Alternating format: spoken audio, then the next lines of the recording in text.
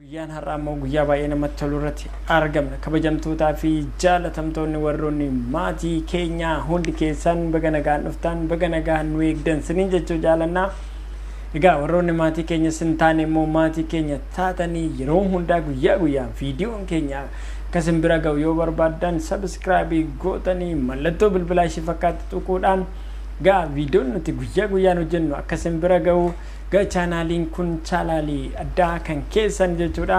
Asirratti gaa wantoota garaa garaa ni baranna jechuudha. Jijjiiramaaf ilaalcha keenya kan irratti jijjiirannee namoota gaarii, namoota ilaalcha gaarii qabatanii fi namoota jireenya isaanii keessatti akkamitti jireenya isaanii jijjiiranii namoota hedduuf illee fakkeenya ta'an waliin ni baranna. Kabajamtootaa fi jalatamtoonni keenya hundi keessan jireenya keenya keessatti gaa waan tokko wanta addaa yoo walirraa fudhan yoo wal barsiifne iddoo guddaa ga'uu dandeenya. Maaliif walirraa wanta barannuuf jechaadha. Kanaaf immoo namoonni yoo nu barsiisan nuti immoo dhaggeeffachuudhaan wanta nu ta'e san fuudhannee gara wanta tokkotti jijjiirre jijjiirama gaarii fiduu dandeenya, guddachuu dandeenya, namootaaf illee fakkeenya ta'uu dandeenya. Kabajamtoota keenyaa hundi keessanis immoo egaa warroonni maatii keenya taatan akkamitti isin namaaf fakkeenya ta'uun akkamitti danda'amu yookaan immoo jijjiiramni maal akka fakkaatuu fi namoonni ilaalcha isaanii jijjiiran immoo maal akka ta'an immoo hundi keenya guyyaa guyyaadhaan irratti mari'achuudhaan sinis immoo koomentii barreessuudhaan koomentii keessan yoo barreessitan koomentii keessan irraa nutis immoo waan hedduu ni baranna. Egaa wanta irratti balleessines immoo koomentii irra nuu kaa'aa, wanta sirreessuu qabnu immoo ni sirreessina jechuudha. Kabajamtoota keenyaa hundi keessan gaa warroonni maatii shanan gadaa naa dhufu siniin jechuu jaaladha. Hundi keessan yeroo dhuftan immoo maaliin jammartu hundi keessan ni beektu jedhee abdii guddaa qaba. Laakiin jammaraan siniin jedhaa. Gaa warra guyyaan har'aa guyyaa baay'ee namatti tolu kabajamtootaa fi dhaggeeffattoota keenya guyyaan guyyaa irraan daqiiqaan daqiiqaa irraan jiini jiidharraa waggaa waggaarraa ni deema jechaadha. Yeroo sana keessatti immoo egaa hundi keenya maaltu nu keessa jira guddachuudhaaf tattaafachuudhaaf guyyaa guyyaadhaan bakkeedhaa gara bakkeetti jireenya keenya jijjiiruudhaaf ni tattaafanna jechaadha. Jalatamtoota keenya hundi keenya immoo egaa garuu ni tattaafanna ni guddachuudhaaf maal gochuudhaaf gara fuulduraatti harkaanfachuudhaaf guyyaa guyyaadhaan maal ta'an ni tattaafanna. Bakkeedhaaf gara bakkeetti hojiirraa gara hojiitti ni tattaafanna jechaadha. Kun baay'ee gaariidha, baay'ee namatti tola. Egaa nuti akkuma hojiirraa gara hojiitti yookaan immoo bakkeerraa gara bakkeetti jijjiiramnu wanti nuti hin jijjiirre tokko hin dursa ka namni tokko bakkeerraa gara bakkeetti yookaan immoo bakkee tokko gara bakkee tokkotti hojii tokkorraa gara hojii tokkotti jijjiiramuun dura wantoonni nu barbaachisan yookaan nuti jijjiirru ni jiraata jechaadha. Kana yoo hin jijjiirin namni kamiyyuu ilaalcha isaa yoo hin jijjiirin bakkeerraa gara bakkeetti jijjiirame biyya ijaa jijjiireef yookaan immoo hojii ijaa jijjiireef miti. Maaliif ilaalcha kee jijjiire dura ilaalchati dura hojii keetiif qabdu maal fakkaata akkamitti yookaan immoo bakkeerraa gara bakkeetti dura ati bakka jijjiiruun dura ilaalchati jijjiirtu maali yookaan immoo ilaalchati hojii keetiif qabdu maali dursa jechaadha. Maaliif ilaalcha keenya amma jijjiirreen dura waa tokko jijjiiruu hin dandeenyu ofillee jijjiiruu hin dandeenyu jechaadha. Bakkeerraa gara bakkeetti ijaa jijjiirramnee miti. Maaliif ilaalcha keenya jijjiirutu nurra dursaadha. Kanaaf namni tokko ilaalchi inni hojii isaatii qabu maal fakkaata? Ati hojii keetiif yeroo hundaa hojii kee ni jaalattamu yookaan immoo of ni jaalattamu maatii kee ni jaalattamu ilaalcha ati hojii keetiif qabdu maalin hojii sana yeroo hundaa hojiin kun akkas ta'e jettee yeroo hundaa sammuu kee gidirsaadha kanatu hojjetaa jirtu jechaadha. Maaliif hojiin kun natti hin tolle kanan ta'e yeroo hundaa maal goota wanta ati hojjettu sanarratti maal taata sammuu kee dhiphisa. Hojiin sun siin taane edda siin taane yookaan immoo hojjechaa jirta osoo hojjechaa jirtu negatiiva waa'ee hojii keetii yoo haasofte akkamitti boroo ati of jijjiirtee hojii gaarii uumuu dandeessa. Erga xiqqaattu wanta sana tuffachuu sun ta'e hojjechaa jijjiiruudha. Maaliif hojii keetiif yeroo hundaa ilaalcha gaarii qabaattee hojii keessan hojjechaa hojii jijjiiruu hin danda'a maaliif waaw baay'ee namatti tola maaliif wanta hin qabneef hojjechaa jirta wanta akkas jijjiiruuf yookaan immoo akka sirriitti sin jijjiirre ni beekta kanaafuu hojii keetiif ilaalcha gaarii qabaatte gara fuulduraatti tattaafachuudha jechaadha kana yoo hin taane of jijjiiruu hin dandeessu sababiin isaa maal yeroo hundaa sammuun kee maalinni wanta badaadha hojii keetiif namootaaf bakka yeroo hundaa imarrata bakka sammuun keetiif yeroo hundaa maal goota sammuun kee wanta biraatiin maal kuffisaa jirta jechaadha hojii keetiif ilaalcha gaarii hin qabdu waan ta'eef bakka jijjiirta miti biyyarraa gara biyyaatti wanta deemteef sammuun kee otoo hin jijjiirin dura biyya jijjiiru yookaan immoo biyya jijjiirtee hojii kee jijjiiruun dura maalinni of jijjiire dura sammuu keetiif ammam hojii keetiif ammam ilaalcha gaarii qabda yookaan immoo hojii kee ammam ati yeroo hundaa hojii keetiif ammam kaka'umsa qabda hojii hojjettu sana atiqqaatu si harka jirti miti si harka de jiraatte moo akkamitti hojjechuudhaaf tattaafatati maal goote maaliif bakka hojii keetiif ilaalcha gaarii qabaatte yeroo hundaa hojii kee irratti bakka amma hojjettu sanatti yoo ta'e guddifachaa deemta jechaadha sadarkaan deemta jechaadha maaliif ilaalcha kee irratti ati hojii kee irratti confidence qabda waan ta'eef nuti immoo hojii hojjechaa jirra confidence hojii keenya irratti hin qabnu sababiin isaa maaliif sammuu keenya keessa wanta biraa jira hojii irra wanta biraati eessaan jijjiiram ta'e maaliif waan namaa dhaggeeffatta waan ta'eef jechaadha namni ilaalcha isaa ofii isaatiif wanta gaarii ofii iyyaanne nama dhaggeeffata yeroo hundaa nama dhaggeeffata asiinis nama dhaggeeffata eessaan gara fuulduraatti deemta yeroo hundaa yoo asiin laatte inni asiinii waan biraa siin jedha yoo asiinis deemtas inni kunis waan biraa siin jedha eessaan fuuldura kee argitee deemta fuuldura kee kan argee deemu dura sammuu keetti yoo ati fayyadamte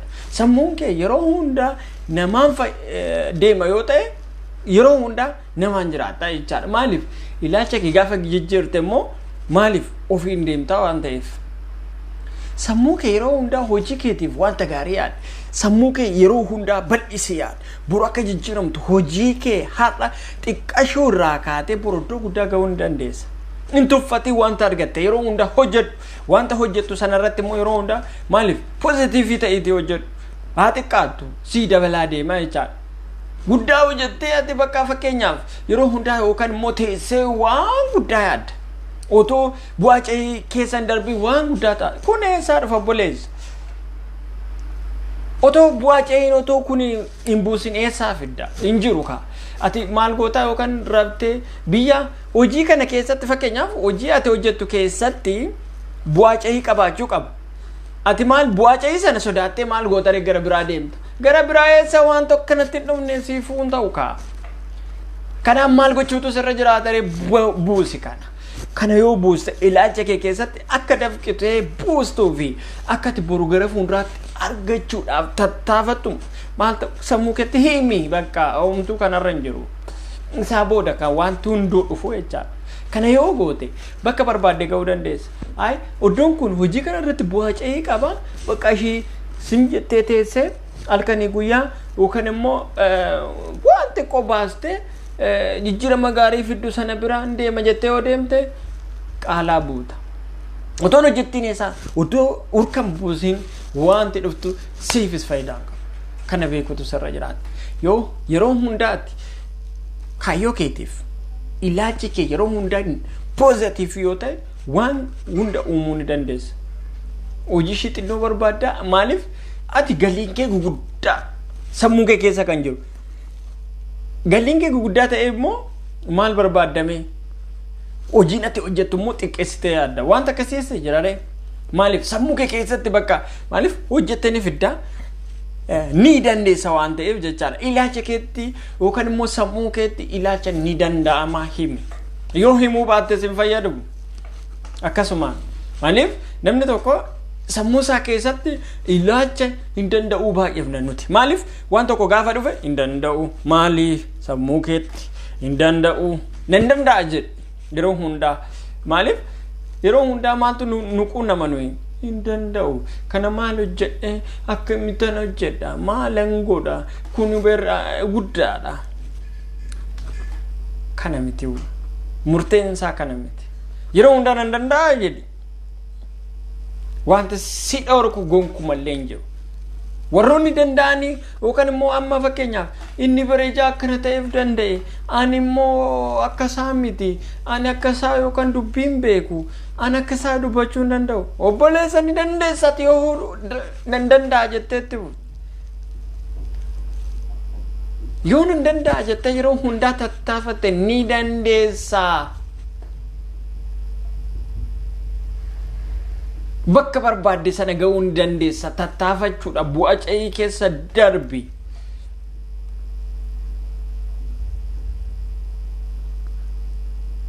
yoo kanan taane ta'e bakkuma sana teessee yeroo hundaa hin danda'u jettee haasofta. namoonni baay'een si gatanii deemanii teeknooloojiin si gatee deemee jira.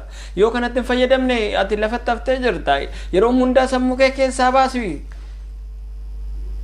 sammuu kee keessatti yeroo hundaa jecha hin danda'uun baay'isin nan danda'a jedhe haasa'e yeroo hundaa sammuu keetti himi. sammuu keetti nama miti kan dhufee si himu ofii keetiif sammuu keetti himachuutu sirra jiraata. yoo kanan taane ta'e bakka barbaadde sanallee ga'uu hin dandeessu. yeroo hundaa namaan adeemta. yeroo hundaa namatu si oofa. yoo akkas taane bakka hin danda'u jettee teessaa namni si oofa jechaadha. amma yoomitti namoonni kan si oofan amma yoomitti namoonni kan si boo namoonni amma yoomitti kan si oofan deemu. kanaaf yeroo hundaa nan danda'a jedhiti gara fuulduraatti tarkaanfadhu.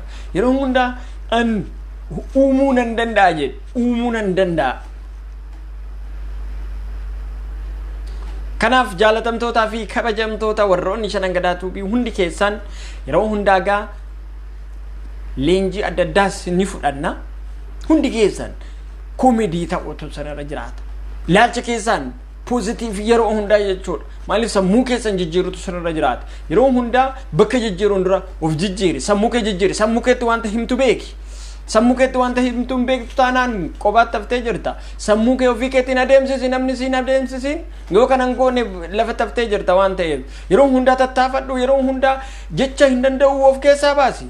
yoo kana taate jijjiiramuu ni dandeessa. yoo kanan taa'in garuu bakkuma sanatti haftee jirta. namoonni baay'een si gatanii jiru.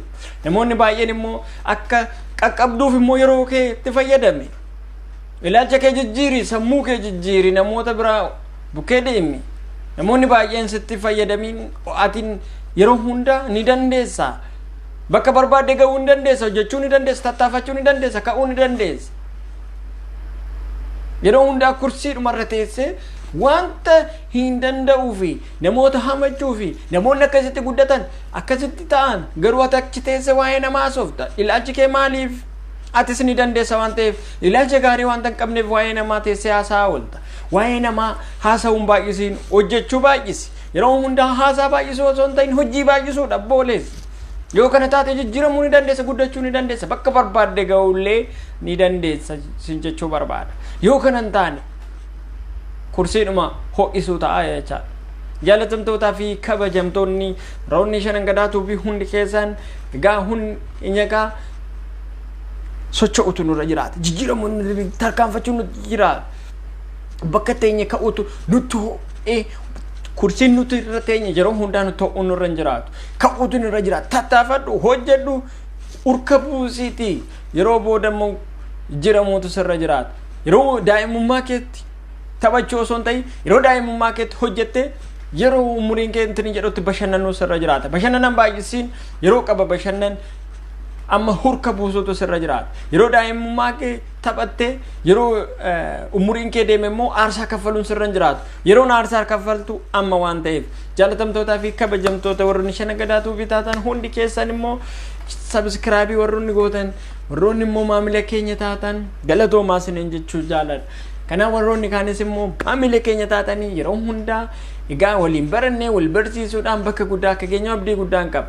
egaa guyyaa viidiyoon keenya immoo akka isin bira ga'u yoo barbaaddan lattoo bilbilaa ishee fakkaatu tuqxanii egaa oolii gochuu hin dagatinaa isiniin jenna. warroonni kaanis immoo laayikii gochuu hin dagatinaa. viidiyoon kun yoo isinitti tole namoota biraaf illee sheerii gochuu hin dagatinaa. bakka jirtanitti egaa nagaan tokkummaan isiniif haa baay'atu. galatoomaa turtii gaarii.